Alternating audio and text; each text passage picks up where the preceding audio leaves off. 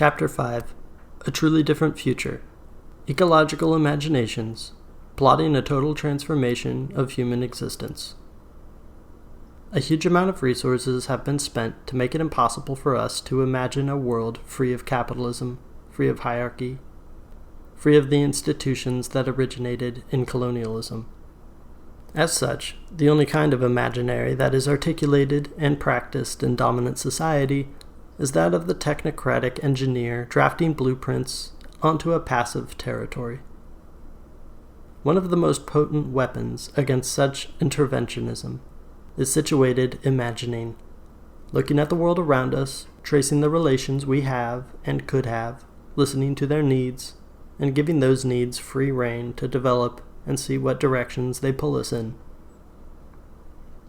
If you did not take your eyes off the page after reading that, do so.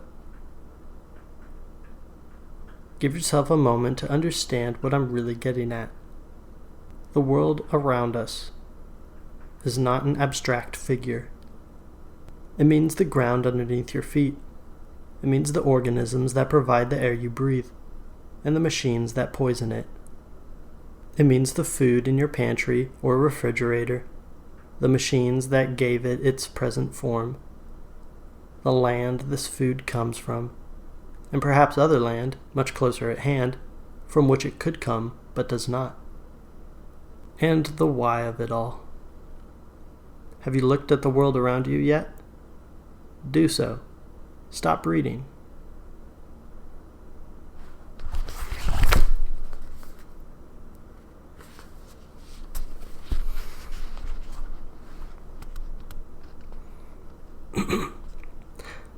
The stories of resistance in Chapter 3 all constitute proposals for resistance with immediate relevance, but they also suggest a horizon. What do we need to do to get to that horizon? Who are the people, what are the institutions standing in our way? What are the traumas and calcified social relations that make it excruciating to take even the first steps? And what will we have to do to heal those traumas and transform those power relations? Because we cannot accomplish what we cannot imagine, I will attempt to describe it not as a blueprint, but as an imagined future. This image is global, but not universal. I will focus on one territory that I know intimately, the one I have lived in for most of my adult life, in order to suggest a whole world made up of similarly empowered territories, each unique in how crisis manifested there and how people came together to solve it. This section is also an invitation to a much larger book. It is a phantom book of unwritten imaginaries, all in dialogue. Each one of you is writing your own chapter from your own territory as you read on. Catalan countries. A few decades in the future, global capitalism has finally been dismantled, but we are still living with many of its effects. Global sea rise has already proven catastrophic in many parts of the world. Cities built on porous bedrock, like Miami, have suffered massive infrastructure failure and are being abandoned, while many Pacific Island nations have been evacuated. The Catalan countries, despite their extensive coastline, have so far avoided the worst impacts of sea level rise thanks to their mountainous topography and steep gradient at the coasts. On the other hand, a renewed relationship with the sea constitutes one of the primary responses to the ecological crisis. An end to commercial fishing trawlers, cruise ships, and oil and chemical tankers, as well as the phasing out of international cargo ships, have given the Mediterranean a much-needed chance to heal, all but eliminating chemical and noise pollution, and halting the stripping of the sea floor. Kelp and seagrass forests have rebounded, spreading from small coastal preserves off the coast of Catalonia and Ibiza to replenish most of the littoral ecosystem. Much of this was spontaneous regrowth. With the destruction of dragnets, the sea floor was protected, and sea urchin population, which took its toll on the forests, was brought into balance as crab populations increased thanks to the decline in pollution. Also, the human tradition of consuming sea urchin, marginalized during the regime of capitalist food production, has experienced a major revival. In the traditional food culture of the Catalan countries, Rosselló, Catalunya, the Balearic Isles, and Valencia, seafood was an important food source of coastal populations. The capitalist simplification of local food culture was carried out without any consideration for environmental impact. But now food culture has been popularized again, and is practiced with intimate knowledge of the ecosystem balance. When people go to the beach, they often come back with a small basket of sea urchins to add to their supper. This provides a first example of a broader trend. Work and leisure, production and play are self-guided and indistinguishable. Gone is the alienation that separates work from life. Gone, too, is the more recent technological trend that had extended the logic of productivity to every moment of waking. In addition to creating the conditions for the regrowth of kelp and seagrass forests, human communities in the Catalan countries have carefully carried out several programs in which scientists have worked together with coastal communities in a relationship in which the latter would have the final say.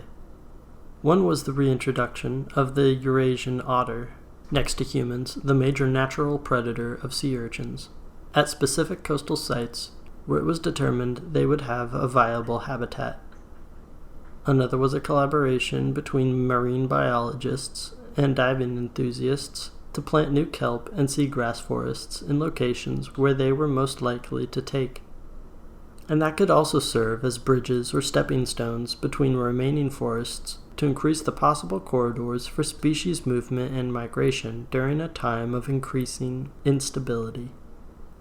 These practices have preserved marine biodiversity and saved several threatened species from extinction, improved the food security of coastal communities, established buffers against coastal erosion during the superstorms that will likely continue for the next couple of centuries, and through the exponential increase in marine forests, they constitute one of the main carbon sinks in the region, taking carbon out of the atmosphere as we slowly return to pre-industrial greenhouse gas levels.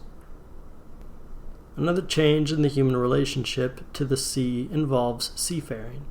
In the most intense years of transformation, as effective state powers waned, remaining fuel reserves were largely appropriated to international cargo ships bringing emergency supplies to vulnerable parts of the world. This largely consisted of two things: food shipments to countries in the global south that had been forced into a dependence on imports, and machine parts so the poorer regions could attain self-sufficiency, producing food, medicine, and other vital supplies. This global transfer of resources that allowed poor populations to leave the exploitative relationship of forced dependence was possible thanks to labor organization in the ports and factories. Despite decades of neoliberalism, labor organizing in the ports, not just in the Catalan countries, but around the world, remained remarkably strong, and especially in Barcelona, port workers tended to be highly solidaristic with other struggles. Additionally, the international crews of cargo ships were often from the very countries that were most vulnerable to a forced dependence on capitalism, and they had increasingly developed a solidaristic consciousness throughout the travesties of the pandemic and the failing global economy, as many crews were left to starve, abandoned on the high seas, with many years of unpaid back wages. It also helped that a large proportion of fuel reserves and processing facilities were located at or near ports, in easy reach of port workers. As for the factories, the Catalan automotive industry had already demonstrated its usefulness at a time when governments and capitalism were leaving people to die. At multiple locations during the pandemic, workers refused to shut down and instead repurposed their factories to manufacture respirators.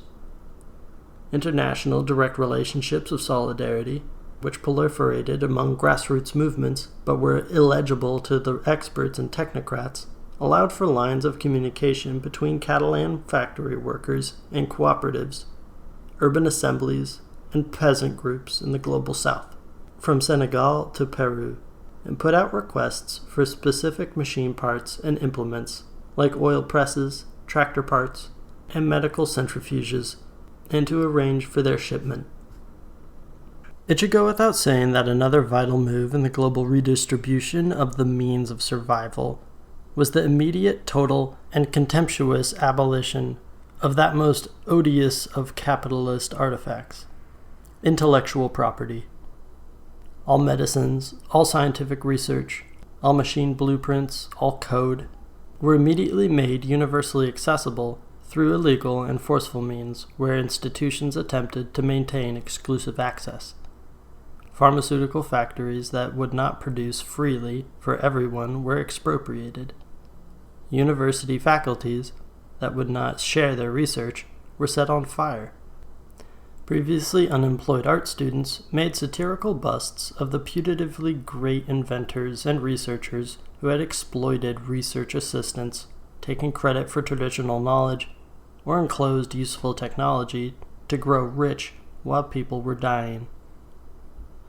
The names of many who had expected to be remembered as great men in the annals of history were dragged through the dirt and will enter popular mythology as contemptibly greedy figures, like the Grinch or King Midas. Territories that had achieved the autonomy to participate in the initiatives described above often reached self-sufficiency within a decade. The more territories that went down this path, the more the remaining networks of capitalist exploitation desiccated and dried up. The more remaining states lacked the resources and the support to obstruct or annihilate these initiatives. And thus, the more territories could reclaim their autonomy and defend one another against the attempts of capitalist and state institutions to maintain control. The process accelerated exponentially. From the perspective of those in charge, it was an apocalyptic collapse. For the rest of us, though not without extreme hardships, it was the greatest party we'd experienced. Our lives were our own, for the first time. As more and more territories approached self-sufficiency, cargo shipments declined, coinciding with the deadline in available fuel. The unwritten consensus within this growing network of empowered territories was to cap all oil and gas wells in a particular territory as quickly as technically possible, except in cases where doing so would lead to starvation. In such cases, the entire network was committed to helping the territory in question adapt its food infrastructure to shed dependence on fossil fuels. The obsolescence of container ships, however, has not meant that the seas have been vacated of a human presence. Quite the contrary. The seas and oceans are constantly crisscrossed with human craft, though below the waves a healthy silence reigns, with no more engine noises wreaking havoc on cetacean populations. Seacraft are wind-powered. Wherever coastal territories liberated themselves, people expropriated the large sailboats and yachts of the rich and quickly put them to emancipatory purposes. Before the revolution really got underway, the Catalan countries were already plugged into a nascent international anarchist sailors' union. This and similar formations related to the migrant solidarity and reproductive freedom movements drastically increased their activity, subverting the borders, moving climate and war refugees to safer ground, and supplementing the international shipments of vital supplies. Now, in the best possible future, after a few decades of revolutionary transformation, global shipping volumes are at only a couple % of what they had been at the senescence of global capitalism. People still exchange goods globally out of pleasure rather than dependence. And since territories are self-sufficient, there is no logic of scarcity, thus no need to regulate exchange within a monetary framework.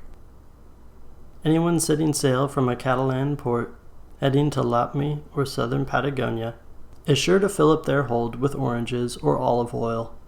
Such goods are abundant in the fields around Tarragona or Denia, and anyone who arrives with such treats in a temperate or subarctic latitude is sure to be a popular guest. This practice of distribution, though, does not resemble a quantitative exchange. Those unfortunate people that forgot are relearning that hospitality is something that should be offered to anyone who comes in peace, that generosity only creates more generosity. The interior of the Catalan countries have also experienced a radical transformation. Before the revolution really got underway, the population density was already near the limit of what might be sustainable, and a large part of the surface area was already covered in what the technocrats considered forest. Turning these tree plantations into actual forests is a slow process, though an important one for decreasing atmospheric carbon. In some ecosystems, this means local communities help bring back local oak and beech forests that are fire-resistant, promote more local humidity, and over time store a great deal of carbon in the forest floor as well as in the canopy. They also provide food sources to several animal species, enriching the food web in which local human communities take part. Acorn flour is also a great substitute in any year with bad cereal harvests. In ecosystems where pine forests are a better fit, this means shifting back to native pine species and making rigorous use of regenerative pastoralism, with goats and sheep keeping the understory clean and reducing the catastrophic forest fires that are one of the major dangers in our region. Wetlands sequester much more carbon than forests, and the old wetlands have been restored along with all the major river valleys in the lowlands. The reality of catastrophic flooding made it easier to convince people to change houses in places where constructions had been demolished to make way for recovery. On one of the biggest projects was the near-total destruction of the Barcelona airport and the restoration of the wetlands it had been built upon. With the end of mass tourism and jet travel, only one runway was left for small planes. In the Balearic Islands, local residents were ecstatic to reclaim their homes from the disrespectful hordes of tourists, and shutting down the airport to mass traffic was one of the first actions in the transformation. The piers where cruise liners docked were completely sabotaged to prevent any more from arriving and disgorging their unwanted passengers. During the most delicate years of the transformation, the Catalan countries were lucky to have a large amount of agricultural land and industries that could keep people fed while being repurposed, with enough surplus to send to more arid territories on the other side of the Mediterranean. One of the most dramatic changes was the abolition of industrial meat production. The factory farming of pigs had dominated much of the agricultural landscape, from the huge warehouses and slaughterhouses where animals were consigned to miserable lives and deaths, to the sprawling monocrop fields dependent on pig slurry for fertilization, such that both plant and meat-based food products were integrated into the pig industry, as well as dependent on large injections of fossil fuels. Due to both dramatic change in resource availability and a spreading ecological consciousness, industrial meat production was shut down with all haste. This also required a radical transformation of farmland. Any animal husbandry had to be integrated with either agriculture or forestry, such that farm animals did not place a demand on the production of grains, but largely fed themselves as they fertilized fields and maintained forests, living in herds and flocks under the open sky. Huge monocrop fields also had to become obsolete, as a reliance on industrial harvesters, chemicals, and petroleum was neither desirable nor practical. Rural space examined a significant repopulation, such that small gardens near houses have come to produce a large portion of people's food. Large fields have been broken up and complexified, mixed with fruit and nut trees. Remaining cereal production is down on a smaller scale, harvested with tractors running on biofuels, or in a growing number of projects initiated by highly motivated young people through the recovery of older ecological technologies and hand tools. Meanwhile, artisanal rice cultivation continues in the wetlands of Tarragona and Valencia. The result is that the current agricultural system is self-fertilizing. creates a far more diverse and healthy diet, provides good habitat for many bird, reptile, amphibian, insect, and mammalian species, does not pollute, and in fact is carbon negative, in stark contrast to the earlier system. The shift, on average, of 30 to 50% of the urban population to small towns and countryside is in fact more complex than a simple transfer of people. In fact, affixing a percentage to static categories like urban or rural resident feels like an artifact of the sociological past, given how many people have one foot in the city and one foot in the countryside. Before state power collapsed, there was already a proliferation of anarchist and ecological initiatives recovering the practices and infrastructures necessary for an artisanal, primarily rural, and largely gift-based or solidarity economy. Thanks to these early waves, the models, tools, experiences, and territorial awareness already existed when people faced the need to carry out a rapid transformation of the existing agricultural system. With the abolition of police forces, and once the remaining fascist paramilitaries were defeated, there were no obstacles to occupying the abundant vacant housing units, a byproduct of runaway real estate speculation. Fixing up old abandoned macias, or farmhouses, or expropriating the macias and vacation houses of the wealthy. Easy access to rural housing removed one of the greatest barriers and meant that artisanal and agricultural projects modeled on the anarchist experience could multiply 100-fold in a matter of years. These projects involve intense work, but of a sort that is also joyous and healthy, in stark contrast to the farm work of the capitalist past. By small nuclei of permanent rural residents, often organized in queer families that abolish the patriarchal norms. However, again, following radical traditions, these nuclei rely on a broader network of friends who come out from the cities at specific times of year, pruning, planting, harvests, both to help out and to enjoy the lavish feasts that always accompany such jornadas or workdays. Thus, a macia that might have 8 to 10 permanent residents can count on 10 to 30 friends, who also consider themselves members of the project, to come up from the city and spend a few days sharing in the work and bounty. This tradition turns the most grueling moments of agricultural labor into occasions for celebration, as rural residents get to reunite with their semi-urban friends, and those friends get to enjoy the countryside and a form of labor that, in small doses, and as a contrast to their normal activity in urban workshops, feels wholesome and rejuvenating. Curiously, a similar transformation took place among the old guard of the obsolete industrial agricultural economy. Losing access to fossil fuels and industrial fertilizers and pesticides in a relatively short time frame, they had neither the ability nor the know-how to cultivate their large tracts of land. Some of them voluntarily adopted ecological methods, both old and new, that had long percolated at the margins of the agricultural sector, whether preserved by traditionalists or introduced by starry-eyed city folk.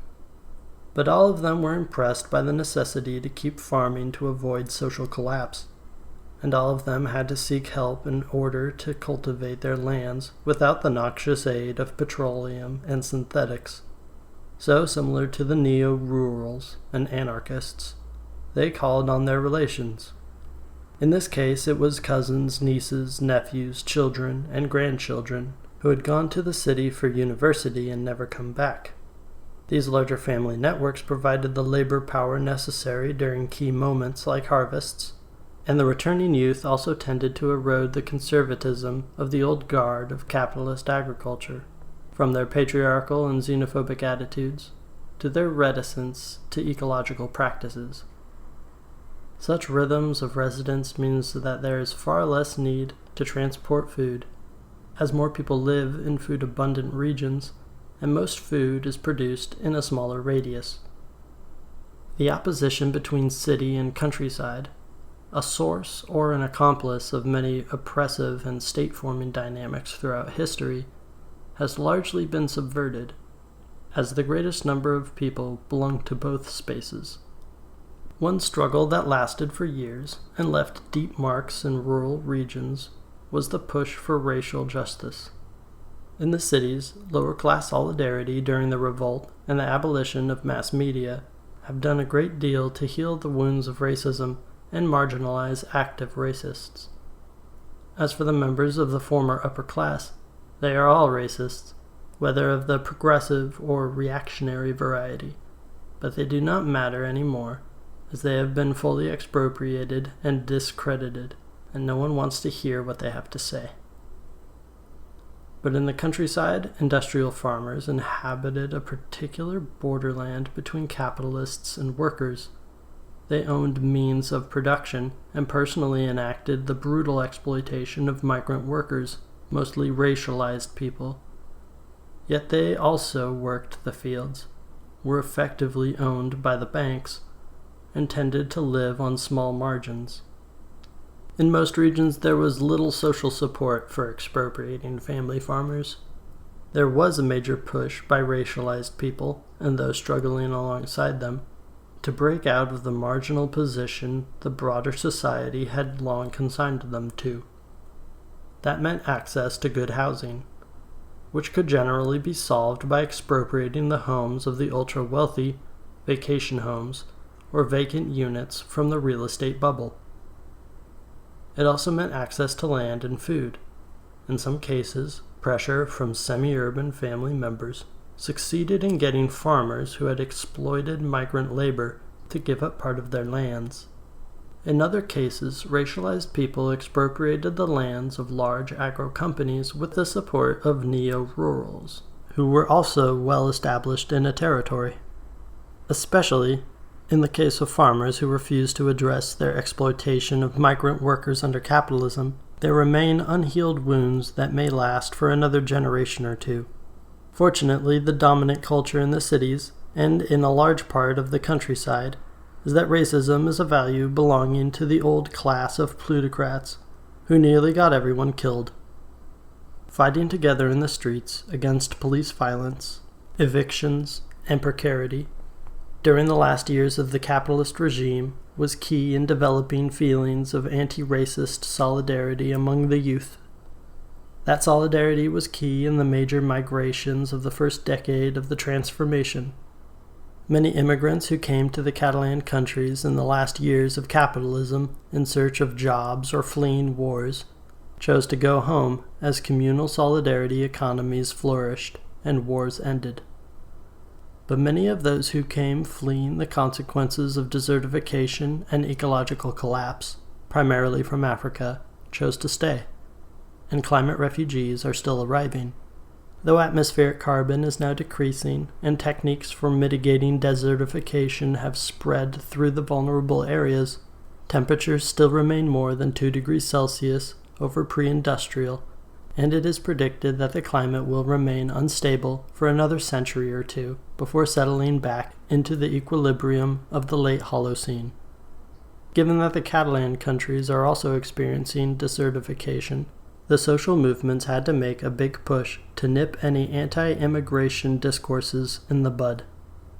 Fortunately, in the final years of capitalism, solidarity flourished, as tends to happen in disasters. An extensive solidarity infrastructure was developed to help climate refugees get to territories that could support a larger population influx.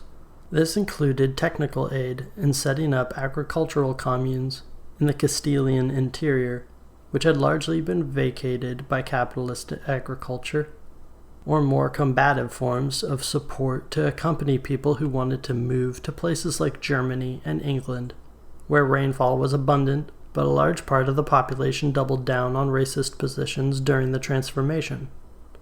In sum, the abolition of borders and states has allowed migrants and refugees to achieve a dignified survival in the Catalan countries, or to use these local territories as a stepping stone to get further north. There is no central state stifling minority languages and peoples, as Spain has stifled the Catalans, Basques, and others. Without clear borders, and with a proliferation of familial and cultural links to neighboring territories, people come together in the case of conflicts because society is simply no longer structured in a way that facilitates segmentation or incipient nationalism. Cities have also transformed significantly. One of the first changes was the multiplication of barricades as people protected themselves from failing state power. The barricades were connected to two subsequent transformations. The first was the proliferation of block assemblies that would become one of the most important units in the subsequent organizational structure, both cellular and federative, that allowed urban residents to reclaim space and shift the city according to their own needs, an impossibility under capitalism. The block assemblies were modeled on well-known earlier experiences of neighborhood assemblies, but at a smaller, intense scale at which everyone could have meaningful participation. The neighborhood assemblies reappeared, but as federative, coordinating spaces for the block assemblies and themselves federated into a citywide assembly. Nonetheless, block assemblies retained autonomy and in many senses had more power than the citywide assembly, guaranteeing that citywide infrastructure projects had to improve the quality of life for all neighborhoods, rather than establishing sacrifice zones as under the earlier regime. In this way, by locating power at the local level, the pyramid schemes of statist organizing were avoided. The second rapid transformation linked to the barricades was to make the city impassable to automotive transportation. Not only did the barricades themselves block roads, but the cars themselves were found to be more suitable construction materials for durable blockades, and the gasoline that fueled them was one of the most important resources for popular self-defense against the police force that was increasingly willing to kill anyone to preserve the privileges of their bosses. Both blocking and requisitioning cars, as it negatively affected the economically privileged classes and protected the lower classes, constituted an important symbolic shift, broadcasting that the city no longer belonged to the wealthy. It was also linked to a rapid decrease in the air and noise pollution that made urban living so hellish. Suddenly, the city became a joyous place of encounter belonging to its own inhabitants. With the abolition of police, property titles were burnt, and everyone got access to adequate housing overnight. Even before the noxious hordes of tourists had fled, there had been more than enough vacant units. With property laws gone, artists covered the walls in murals, blunting the ugliness of bourgeois architecture. Major avenues were opened up to buses, organized workers kept the metro going, and neighbors made sure that all the small streets were fully passable for pedestrians, bikes, and wheelchairs. The next major concern was food. But the supermarkets had been emptied out. Volunteers from each block made contact with workers in the relevant industries to keep production and distribution going in the absence of a monetary economy, also accelerating the aforementioned tradition of mobilizing urban residents to help in harvesting and planting. Most streets had half of their paving removed, uncovering the soil beneath. This was subjected to a season or two of fungal and vegetable bioremediation, cleaning up toxins from the capitalist city, and then planted with fruit and nut trees. The few vacant lots that had not already been transformed into urban gardens quickly were. Many neighbors started keeping chickens that pecked and scratched among the fruit trees, also keeping down insect and rat populations. Blocks organized compost collection in coordination with urban gardens and suburban farms, quickly paralleling the system that Kropotkin documented in the 19th century that provided Paris with most of its vegetables. Though many socially useless buildings were demolished early in the transformation, police stations, courthouses, jails, and prisons, City Hall, The demolition of excess and substandard housing was delayed until migration flows stabilized, and it became clear how many climate refugees would be coming from the Sahel. Once it was known how much extra housing there was, neighborhoods prioritized the demolition of buildings on sites where it would be easiest to rehabilitate the soil and plant gardens.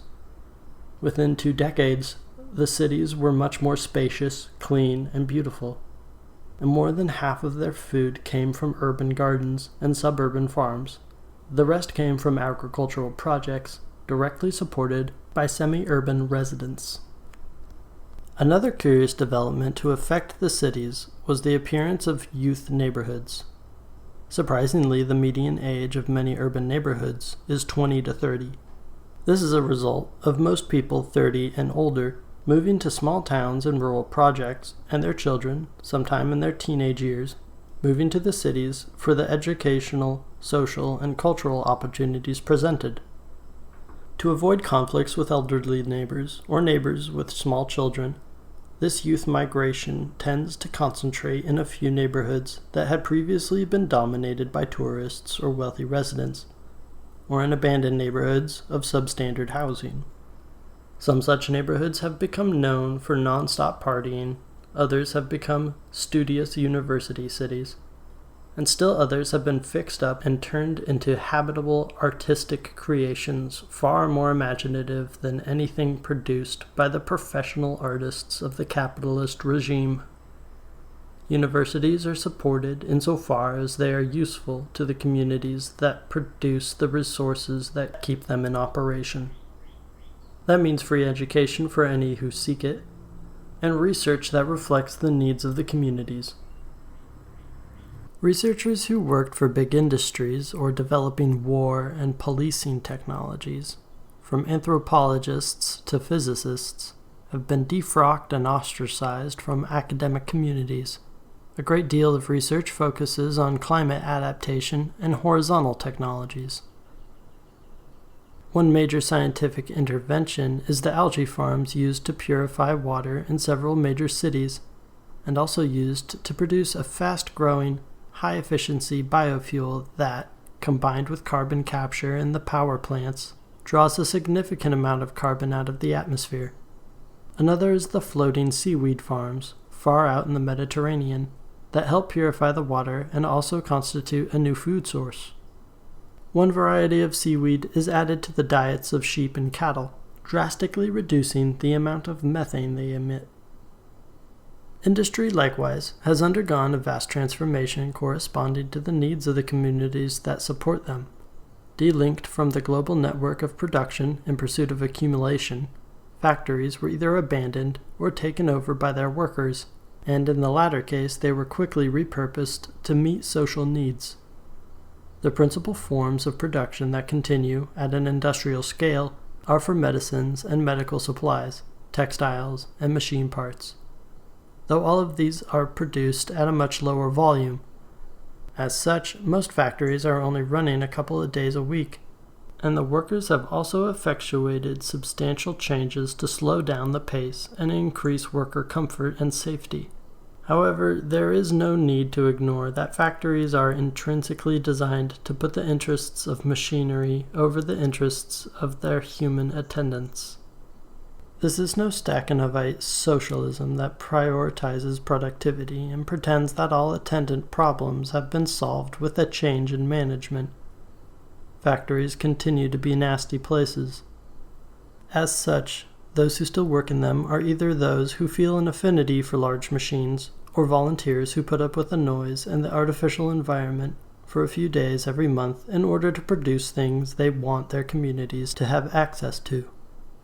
Regarding declining volumes in the 3 aforementioned categories, the reasons are fairly straightforward. Given that every person has access to a healthy and diverse diet, and to preventative medicine, and that air and water pollution, food toxins, and repetitive stress injuries have dropped almost to zero. The major cause of death and disease under the capitalist regime have been largely eliminated. Practically the only reasons for surgical interventions and pharmaceuticals today are pre-existing conditions from the capitalist days. residual pollution, genetic disorders, tropical diseases spread by warming, and accidents. With the decline of synthetics, most textiles are made from flax, cotton, or wool. Textiles are now produced to a higher quality, so they last longer, and there has been a marked move away from the middle-class ideal of expressing individuality through a large wardrobe. On the other hand, most clothes are now made in artisanal workshops using textiles from the factories, so fashion is in fact more individualized, often crafted by a friend or acquaintance, rather than mass-produced. As for machine parts, under capitalism they were made to break down and to be thrown away, and nowadays they are made to last, and whenever possible, repaired. Machines that are frequently produced are those related to the textile and medical industries, those related to agriculture, like oil presses or flour mills, hand tools, vehicles used in public transportation like buses and trains, and energy and communications infrastructure. Because industrial production decreased in volume so drastically, workers in different regions coordinate to complement one another and spread production out over a larger network. The point is to find a balance between decreasing the distance components need to be transported and spreading out the industrial infrastructure so that no one region has to host all the factories that would be needed to produce a train or a radio transmitter from start to finish. As for inorganic raw materials like metals, the vast majority comes from scrapping and recycling. Social movements are pushing for a moratorium on mining, and the truth is that very few communities want mines in their own backyard. Fortunately, capitalism left a great deal of waste, so there is a relative abundance of raw material already above ground. And a major area of scientific research in the last decade has been the development of synthetics that are neither toxic nor petroleum derivatives. Popular science, meanwhile, has honed the art of recycling and repurposing. Related to this trend, most production is carried out in small workshops that produce everything from clothes to bicycles to books to building materials. In such workshops, people can develop their creative and technical abilities in an environment that they shape, free to dawdle, experiment, and innovate as they build and design things that are useful to their communities. Unlike factories, the workshops are also able to carry out vital repair activities, keeping everything from jackets and shoes to motors and stoves in good order.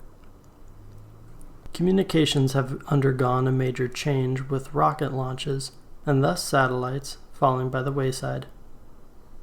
The night sky is gradually being reclaimed for stargazers. There is still a strong shared desire for global communication, and such a communication network is vital for adapting to global problems as well as spreading solidarity and overcoming conflict. Radio and telephone have regained a fair deal of currency, and internet is maintained through a combination of pre-existing fiber optic networks and newly deployed mesh networks or wireless wide area networks. Internet volume is significantly reduced, both due to the lower supply of electricity and because of the end of capitalist boredom. The biggest drivers of internet usage today are international friendships and the sharing of science and news articles. The new internet infrastructure is fully encrypted and as secure as possible, with no more data mining companies, no more government spies, no more seizures of servers. So far, the recycling of computer and phone hardware has been sufficient, given the falling demand, and the production of new replacement parts is pending scientific research into improved recycling techniques, given the general moratorium on metals mining. The energy that powers the communications infrastructure, as well as the factories, workshops, hospitals, and transportation networks, comes from a variety of sources.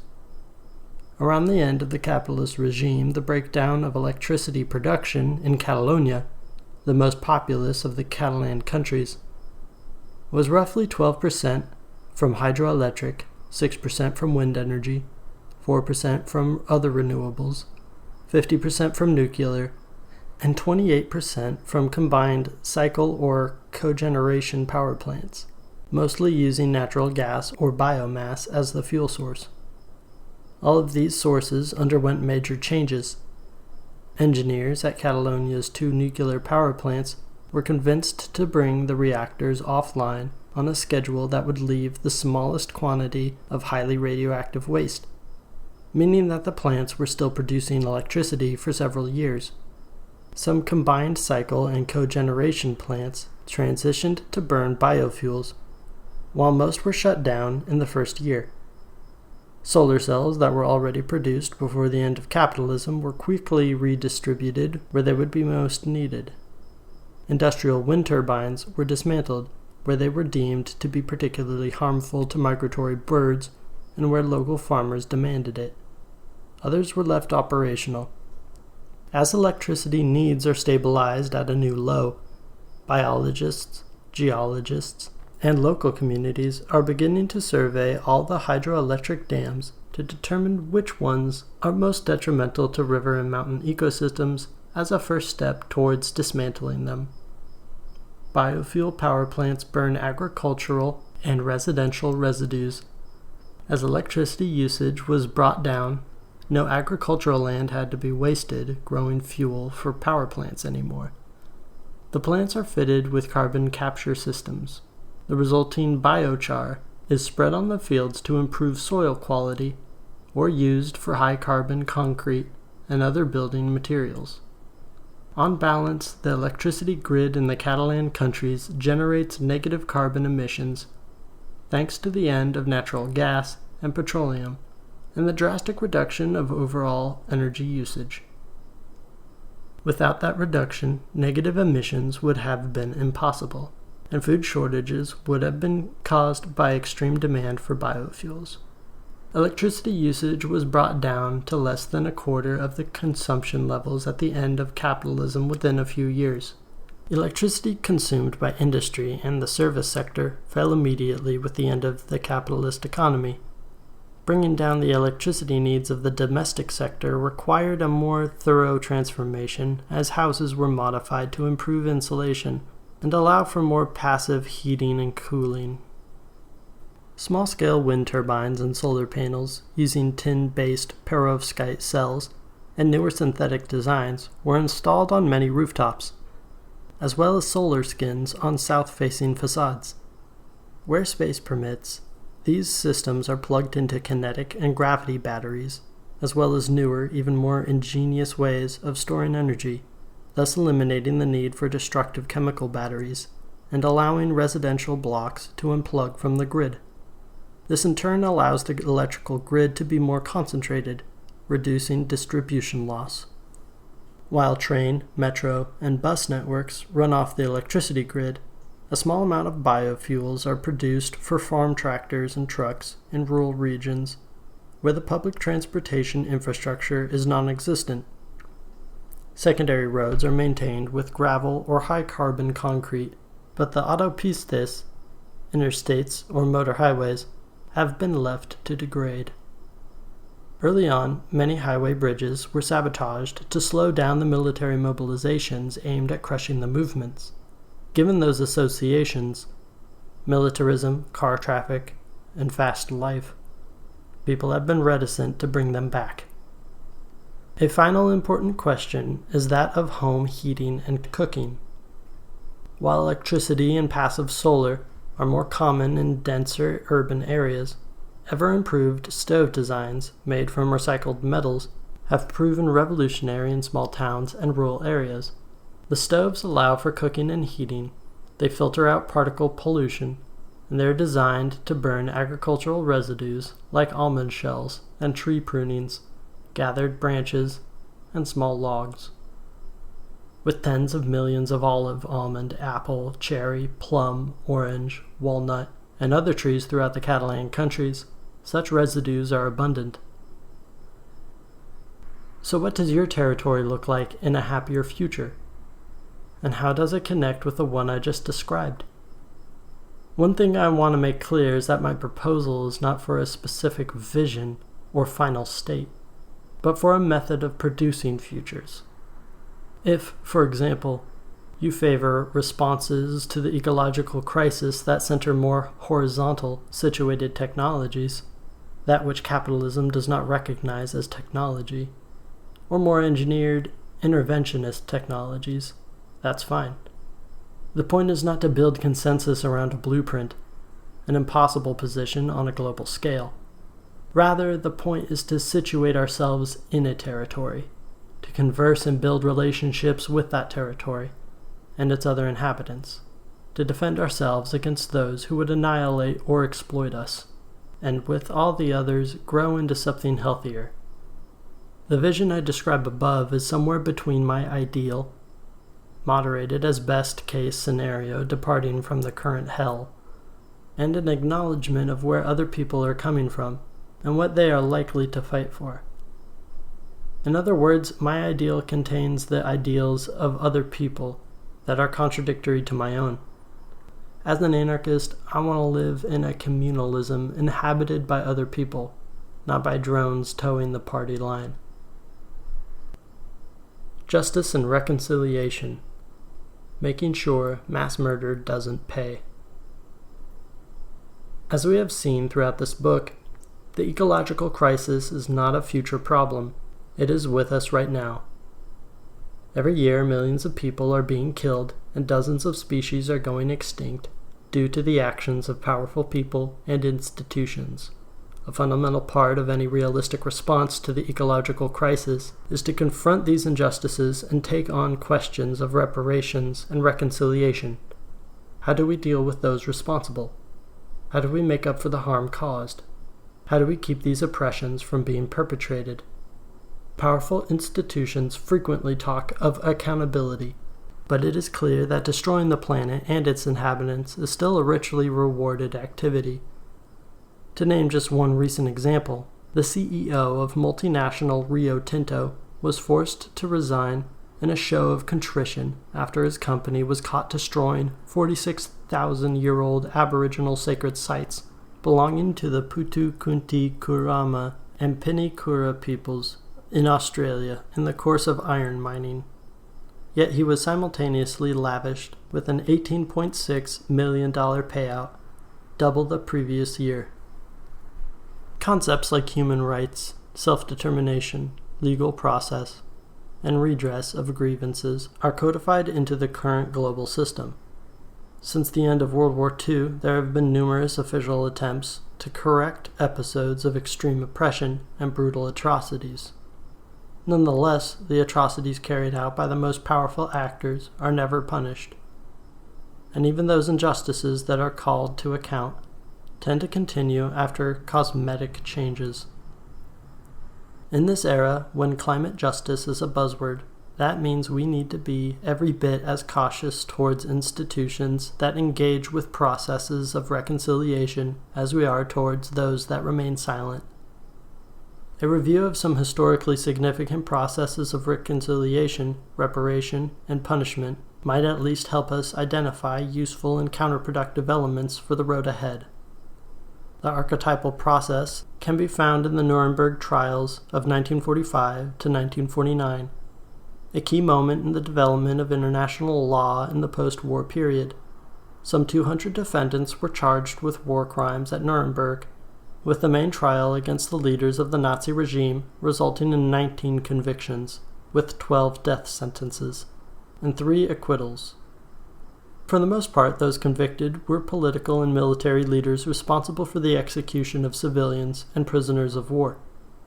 Plundering, not respecting the property rights of conquered populations, was another thing the Nuremberg judges and prosecutors took quite seriously.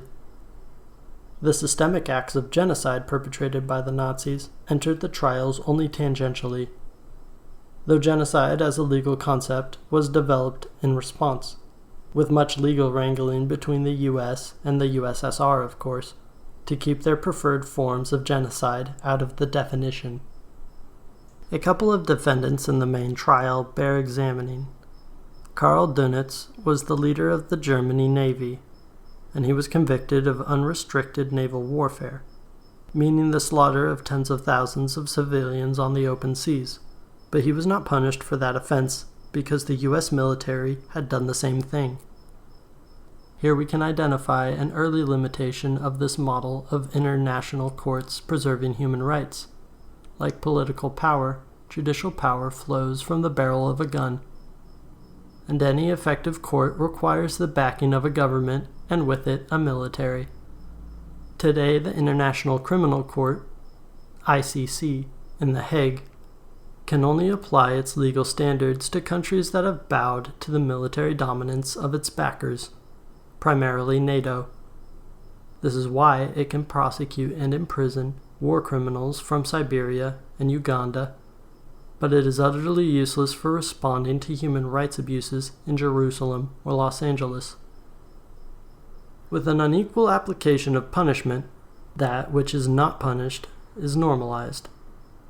So the kinds of abuses systemically carried out by the court's political military backers become invisible or acceptable. In this sense, the statist punitive model can only make things worse. This international inequality also parallels the racism of criminal justice within a country. Those who are punished are portrayed as thugs from marginalized territories. Harm, therefore, is not what is carried out by the powerful. The Netherlands, which hosts the ICC, will never have to answer for the many genocidal acts it carried out trying to hold on to its colonies. We are instead taught to look for harm coming from lower down the hierarchy. Whether these are racialized inner cities on the domestic scale, countries in the process of Europeanization, as in the Balkans, or countries on the global margins, like Uganda. Hans Fritzsche was another defendant in the main trial at Nuremberg, and one of the few who was acquitted. He was the head of the new division of the Nazi propaganda service.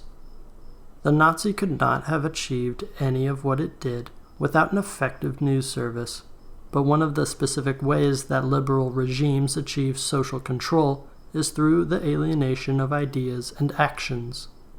Media companies are therefore free to organize genocide and oppression on an ideological terrain, and should even be congratulated in the process for promoting free debate.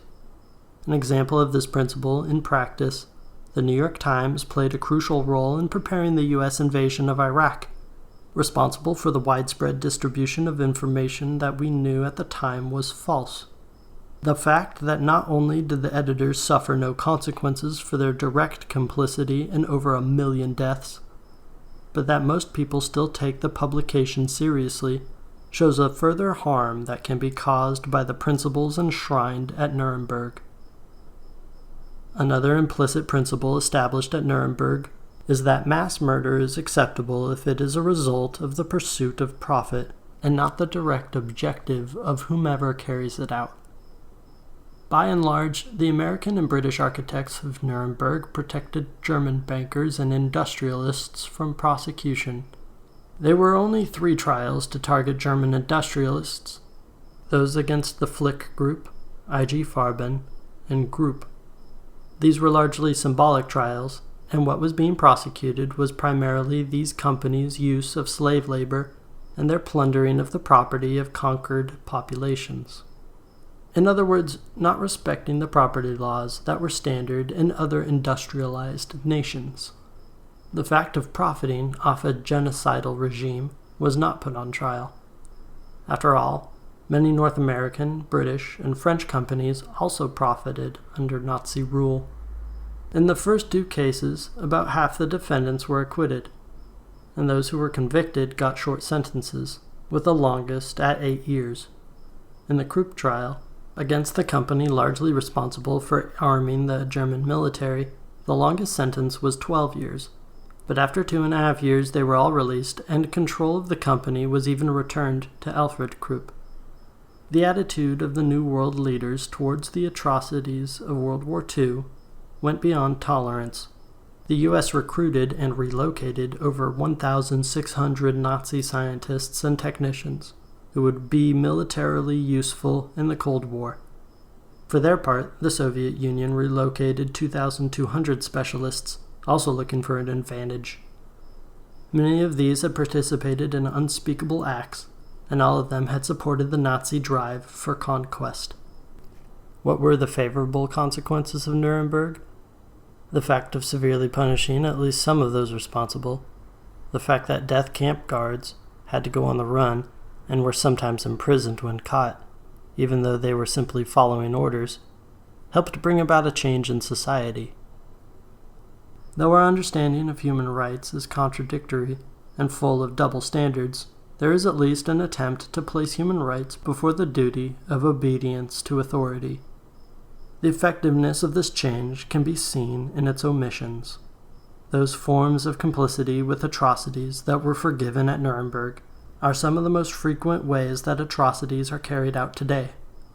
Encouraging the worldviews that make such atrocities inevitable, causing harm for the sake of scientific progress, or allowing harm to occur through bureaucratic processes that do not at any stage require someone to pull a trigger or flip a lever. Meanwhile, the more blunt methods of the Einsatzgruppen, the death squads, are discouraged outside of zones of exception, territories pushed outside the pale of civilization by the war on terror or colonial geographies of dispossession that condemn certain regions as naturally violent. As for anti-Semitism, though it was barely addressed at Nuremberg, it became a focus of subsequent prosecutions and judicial processes. Anti-Semitism is still a major danger today, but support for it has decreased substantially in much of Europe, and even right-wing parties usually have to mute such discourses. Punishment of the perpetrators of the Holocaust and the reparation of wealth stolen from Jewish people by the Nazis is a factor in this change. Again, we can measure the change by looking at the omissions.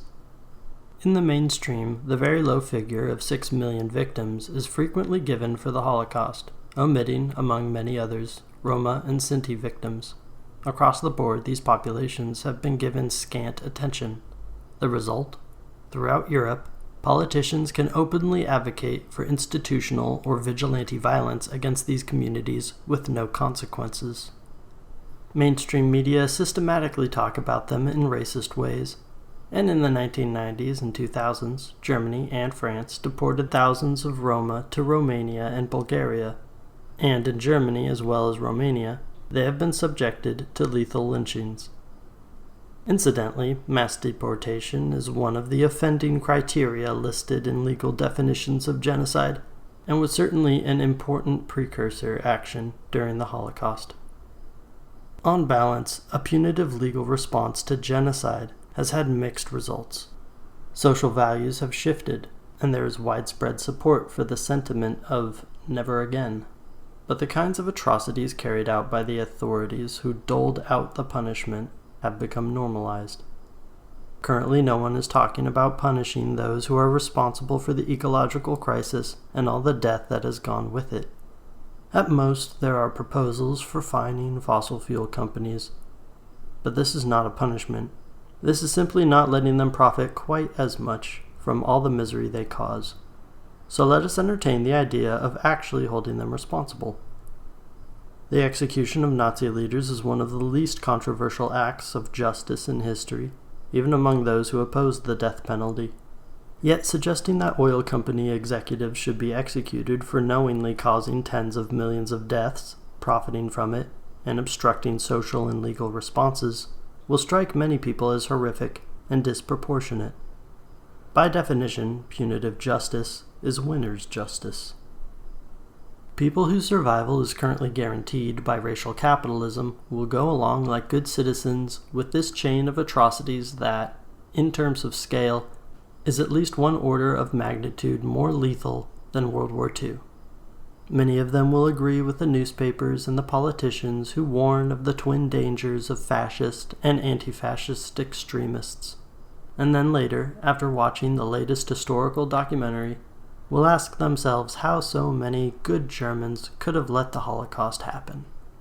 And yet inevitably, whether 10 or 100 years from now, when most people recognize that today's politicians, millionaires, industry leaders, and many scientists as well were in fact mass murderers, they will play the facile ethical game of asking whether it would be, hypothetically, justified to go back in time and kill some of these monsters, if it might make a difference in affecting the course of history.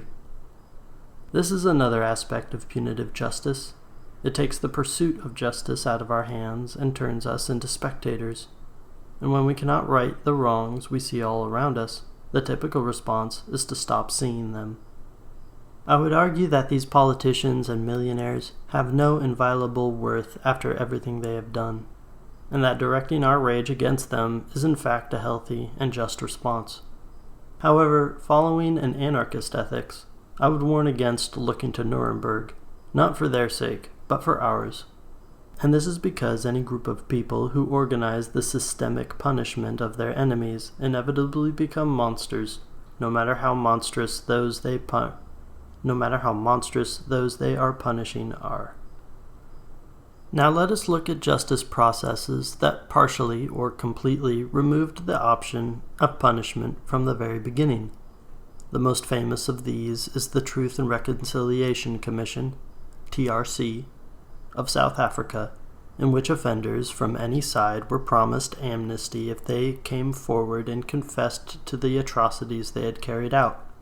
Some 20,000 people were identified as victims of human rights abuses, with 3,000 victims identified due to applications for amnesty by the perpetrators. The purpose of this process was to prioritize getting the truth about what happened, and also to move on in a spirit of forgiveness. The focus of this process was on the first few decades of bloody repression of the anti-apartheid movement. One problem with such a focus is that it leaves out the greater context, that of 3 centuries of bloody colonization by the Dutch and British and widespread land theft by the Boers. At the end of the process, South Africa still had to beg for IMF loans, while British capitalists still speculated internationally with unimaginable wealth derived in large part from colonialism. White Boers still controlled much of the best lands and owned mines and profitable infrastructure, while many blacks still lived in extreme poverty. And when these impoverished inhabitants rise up in protest, as they did in the Soweto township, to bring the apartheid regime to an end, police are still sent in to shoot them, although now many of those cops are black. In other words, there were no real reparations, and the shift in power relations was minimal. The apartheid government got to determine the conditions for its departure. Success in the constitutional negotiations depended, to a large degree, on making a deal with the previous regime, and the minions of apartheid still dominated the police, army, and civil service. A new class of black politicians entered the political elite, and thanks to good old-fashioned corruption, some of them got to enter the lower strata of the economic elite, which remains largely white. Perhaps more importantly, South Africa remains plugged into all the structures of global capitalism that arose over the course of the European colonization of the world. The representational politics of having black political leaders serves to obscure these power relations more than to change them. What about the goal of learning the truth within the narrow focus on repression in the final decades of apartheid? Many families did get to learn specifically how their loved ones died, which is invaluable, and the hearings were designed in a way to honor and center the victims rather than centering the dispensers of the law, as in a courtroom. I cannot help but think, though, that the narrative of learning the truth of what happened is facile, more for the benefit of the so-called international community or for researchers desiring solid documentation.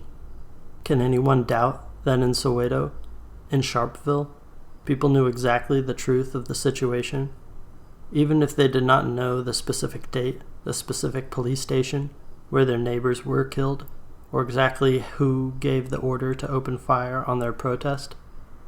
Furthermore, the commissioner's framing encouraged a pernicious both-sidesism, that cynical liberal maneuver of insisting that both sides in a conflict committed regrettable acts.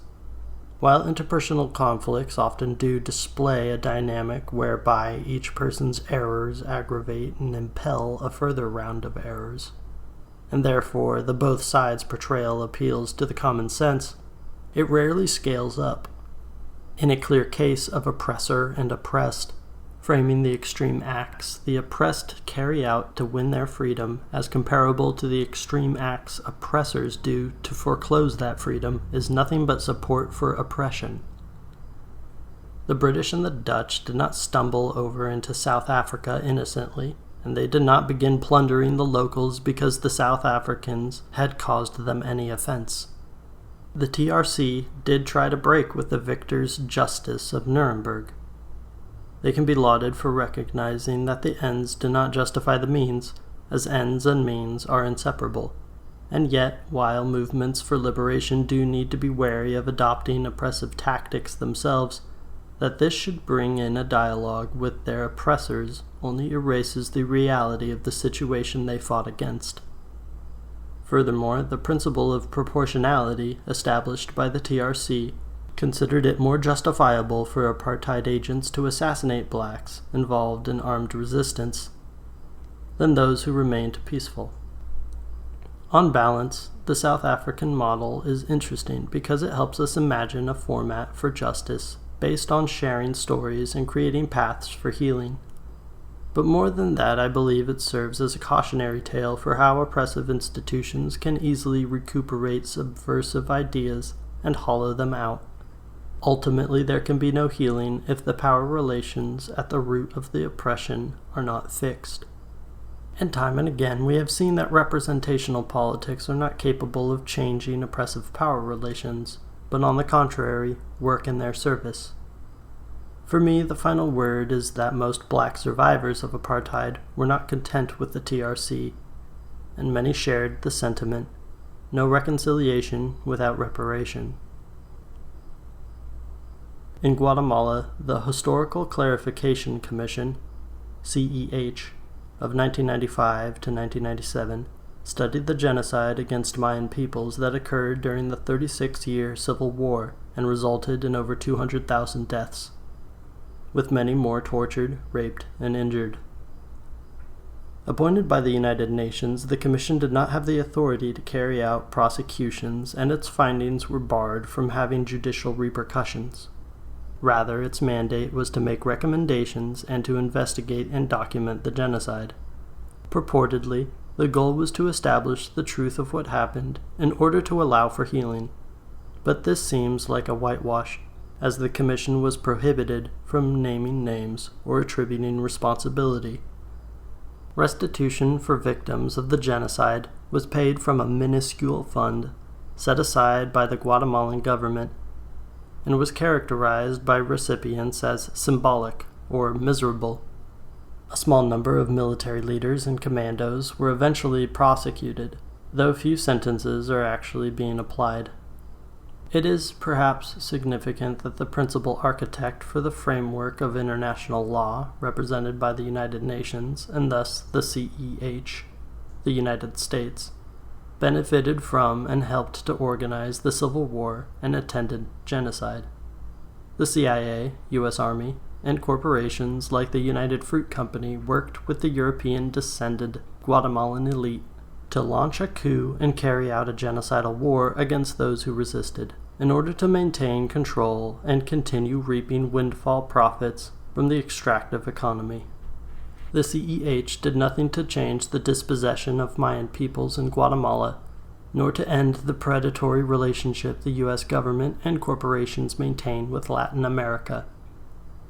Canada also got on the reconciliation bandwagon after a 2006 legal agreement admitted the widespread genocidal practices of residential schools, by which the government kidnapped and abused Indigenous youth and attempted to eradicate their language and culture from the 19th century through the 1990s.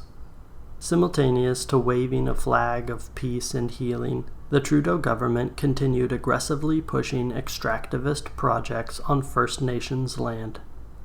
In this context, Michif Cree feminist and anarchist Tawinike criticizes the concept of reconciliation as, quote, a state-led smokescreen used to advance a more sophisticated policy of assimilation. Quote, official Canadian reconciliation centers on accepting the past, apologizing, and moving forward together. It doesn't necessitate physical reparations for the history of colonization.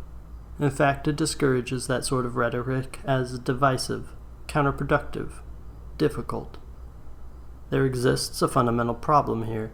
Because settler colonialism doesn't exist in the past, its violence is pervasive and ongoing, right now, tonight, everywhere we look.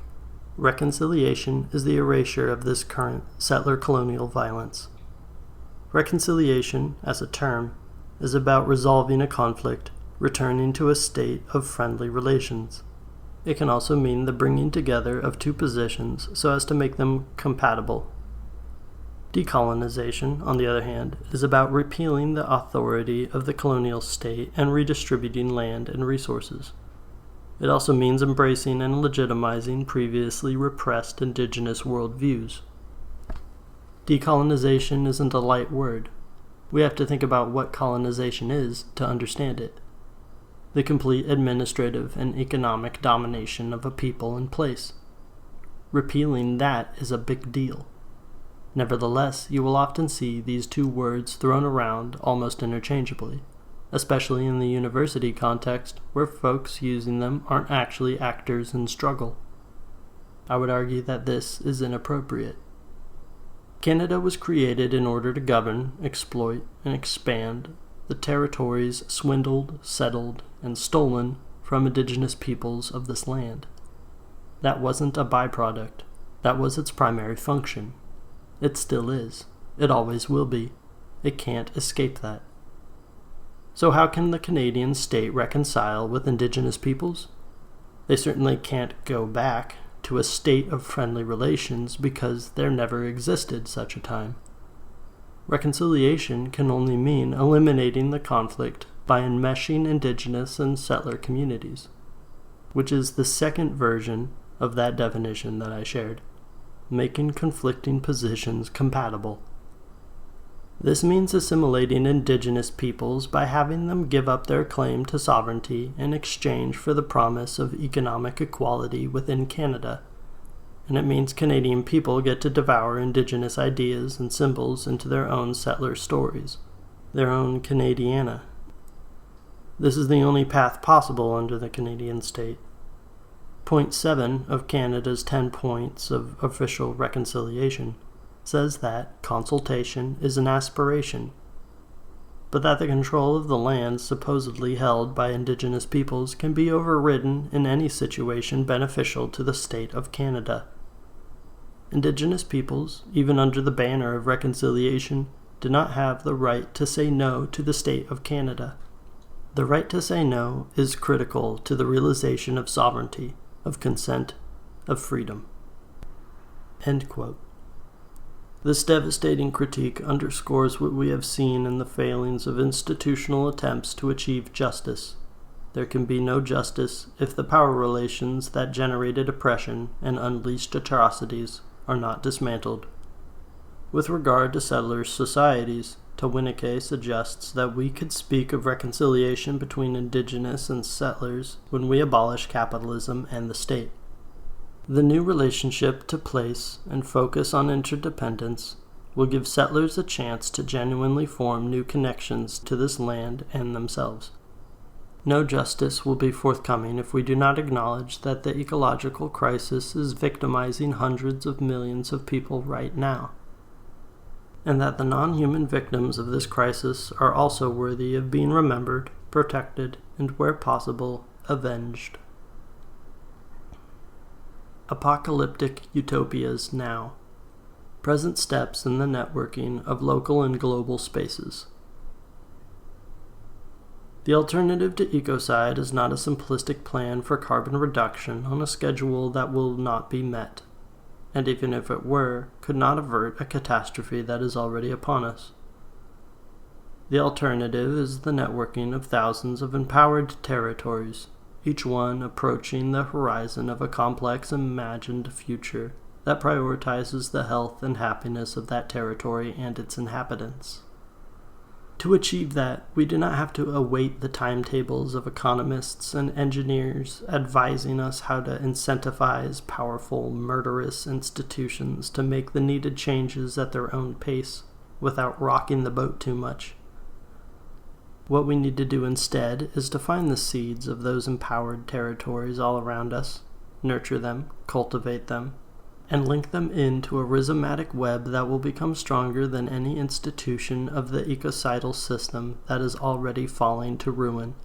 Strong enough so that as many of our living communities as possible, human and non-human, all enmeshed, will survive the upheavals and disturbances as our planet tries to heal from centuries of abuse. Finding those seeds, cultivating them, will look different in every territory. But after talking with friends across the world, I think we can trace an outline for action that will be useful in different contexts by asking ourselves 4 simple questions. These questions, in conversation with those around us, can be an important step in creating empowered communities. Who is already fighting? What seeds do we have? What risks do we face? Who can we help? When we look around us to see who is already fighting, we are looking for accomplices and also breaking with the mentality of awaiting solutions. And by fighting, I mean struggling for survival in the broadest sense of the term. Survival is never individual. It is communal. It is physical, emotional, and intergenerational. It includes people trying to stop a pipeline that would poison their water supply, to stop an airport that would bring floods of tourists and destroy their traditional relation with their territory, people trying to preserve their language or their heirloom crops against pressures to modernize, people fighting against evictions or trash incinerators, trying to create a more livable city, people crossing borders in search of a better life. Fighting for survival does not include people launching careers off their activism. It does not include people developing and patenting technologies that, taken out of context, might seem to make a small part of the problem better, but in the current context will just concentrate more wealth into fewer hands. Taking inventory of our seedlings means identifying sources of strength that have been shown to be viable right now, and that with more support might grow exponentially, serving as inspirations or starting points for a new way of living. Like the weed that breaks the pavement or the first-generation tree that makes way for a thriving forest. Maybe we take part in a labor organization that might be able to launch infrastructures of international solidarity in a moment of deepening crisis. Maybe we live in a territory that has remained relatively fertile, with a good number of projects that point the way to local food sovereignty. Or maybe we live in a desertifying area, but take part in projects that help the local ecosystem and human communities to adapt and mitigate the damage. Maybe we run a hacking collective or open technology initiative capable of sharing useful tools and designs on a global scale. Maybe our region has a combative street movement capable of wrecking capitalist infrastructure projects or blocking government policies that threaten us. What links can we establish between projects? And what conversations can we have with these projects in order to let more people know they serve as a model for a better world, and to be ready when they need to grow rapidly and pull more weight? We also need to be aware of what specific risks we face in our territory. Do we live in a food desert? How far away are the food and fuel supplies should the gas stations and supermarkets go empty? What infrastructures do we lack for growing and processing our own food? What repressive strategies and capabilities is the local government likely to use against us? And what kind of organized paramilitary forces exist in our territory? Are we at acute risk of desertification, wildfires, sea level rise, or tropical diseases? Do we have access to the seeds that we will need for next year's planting, or are they all warehoused by agribusiness? How do the people around us react to crisis? When the pandemic hit, did they rush to empty out the stores, or did they think of ways to protect one another? Finally, who can we help? What living communities, human and non-human, in our territory are most at risk, most in need of additional resources in order to adapt and protect themselves? What infrastructures and resources do we have especially considering those given to us by global capitalism that people in other territories lack? How can we build bonds of communication and solidarity with those other territories so we can help them get what they need to survive? Where we live and who we are will result in very different answers to these questions. No institution on the planet is capable of assimilating all of those knowledges in an intelligent way. It is up to us to answer these questions and create our own plans. It might help to suggest a few lines of inquiry relating to the most basic, broad differences. People from colonized territories have different historical and present examples to look to for deciding how to take charge of their calls for solidarity, the way they build support, and the way they understand reparations. The Zapatistas and the Kurdish Liberation Movement both put out calls for international solidarity and receive important material and moral support. Key elements of their campaigns include inviting supporters to their territories to learn firsthand about their struggles, defining how people from outside could support them, and thus eliminating one of the most central and oppressive characteristics of charity, asking those supporters to bring their experiences back to a significantly larger group of people in their home territories and build support there, and challenging and influencing the ideologies of liberation movements in colonizing countries.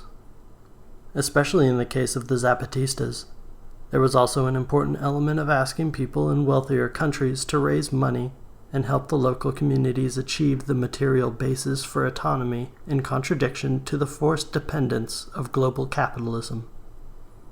Other examples include the solidarity campaigns that targeted companies doing business with the South African apartheid regime with boycott or sabotage, including an extensive firebombing campaign in Germany and the Netherlands that forced multiple companies to divest, or international solidarity with Palestine, focusing on boycotts, divestment, and sanctions. On a smaller scale, but very recently, there was a call put out by First Nations fighting against land grabs in territories occupied by the Canadian state to help blockade transportation infrastructure in the midst of a powerful wave of protests that shut down highways, ports, and rail lines across the country. To simplify, salient questions include how to communicate the needs of the colonized territory, how to build international relationships strong enough to provide a framework for real solidarity, and how to self-define the struggle and break the habits of paternalism and charity that people from colonizing societies are trained in.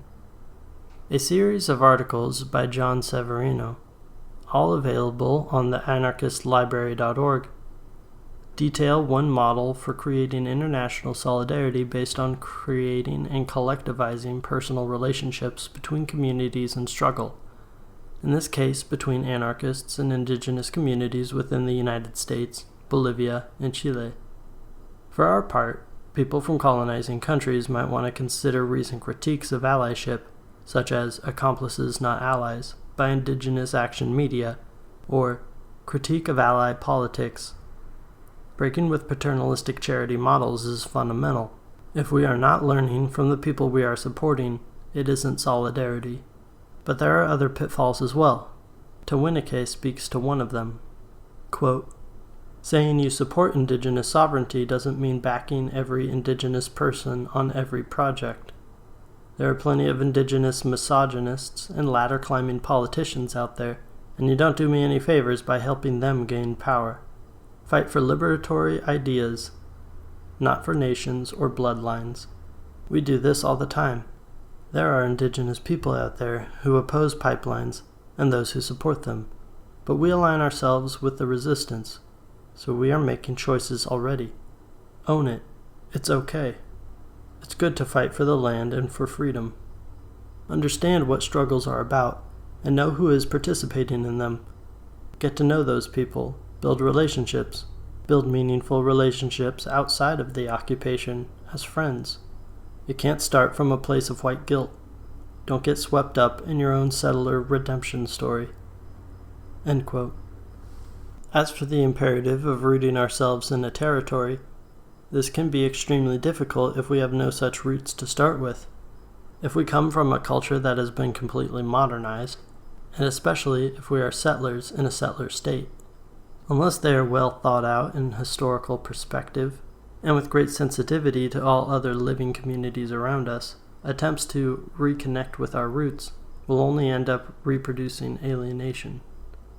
Knowing the Land is Resistance, or knowingtheland.com, provides an interesting model for an initiative by settlers living between Lake Ontario and the Niagara Escarpment, to learn from and connect with local woodlands, to spread ecological skills and awareness with plant walks, seed harvesting, zines, and workshops, to develop an anarchist ecology that critiques the ecology of management from a distance and of remote expertise that sees itself as fundamentally separate from the land, inhabiting a present without a past or future, and instead offers starting points from an anti-colonial, anti-authoritarian way of connecting with the land that is rooted in relationships, deep listening, urban ecology, re-enchanting, and unexpertness, and to build active solidarity with ongoing Indigenous struggles to defend and recover their land and their ways of life. Because of a history we did not create, but nonetheless situate ourselves within, settlers need to make it clear that it is more important for us to defend the land than to own it. This means sabotaging destructive infrastructure and helping block ecocidal megaprojects without the expectation that doing so will win us ownership or some other claim to the land. Plenty of past projects that arose from European socialism and focused on reclaiming a connection with the land became complicit with colonialism when carried out in a settler context, including Zionist kibbutzism such as Dengania or Sointula, a commune set up by Finnish socialists on the territory of the Namgiz First Nation, usurped within the confines of British Columbia. As for specific considerations for Indigenous and radicalized people moving forward, of course I'm not qualified to offer any. But I hope that the revolutionaries, communities, organizations, and initiatives that have also spoken in these pages can provide inspiration relevant to many different contexts. One thing that I think is true wherever we are is that we can get to know the earth beneath our feet, the history that towers behind us, the overlapping communities that surround us. Wherever we live, there we can find life, and with life, struggle. Let us connect on that basis and fight for a world for living things, not for the ossified institutions begging us to save them, to rejuvenate them again with one more round of life-sapping reforms. Capitalism is dying. It has been dying for a long time, and it still keeps growing. Colonialism has already changed its masks. The state has stood on the precipice of collapse before. Why keep pretending? Why bite our tongues? Let us put them out of their misery before it is too late for all of us. We don't need them. There is another world right here. It has been with us the whole time.